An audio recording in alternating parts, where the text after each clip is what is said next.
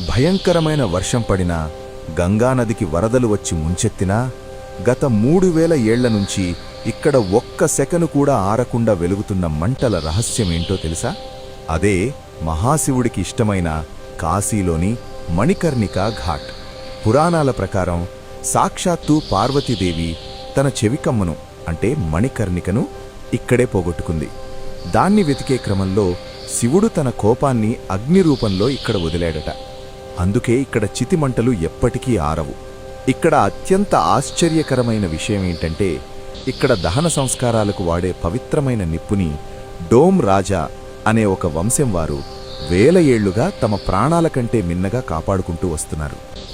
వాళ్ళిచ్చే ఆ నిప్పుతోనే ప్రతిరోజు ఇక్కడ 100ల కొద్దీ చితులు వెలుగుతాయి. ఒక్కసారి కూడా అది ఆరిపోలేదు. ఇక్కడ ఎవరూ గట్టిగా ఏడవరు.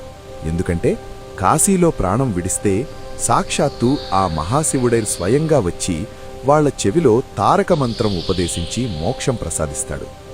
మరణాన్ని ఒక భయంగా కాకుండా దేవుడిలో కలిసే పండుగలా భావించే ఏకైక పుణ్యక్షేత్రం మన కాశీ.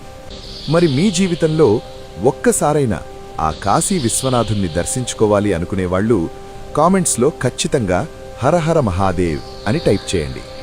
సబ్స్క్రైబ్ టు ఎస్వీటీ రహస్య.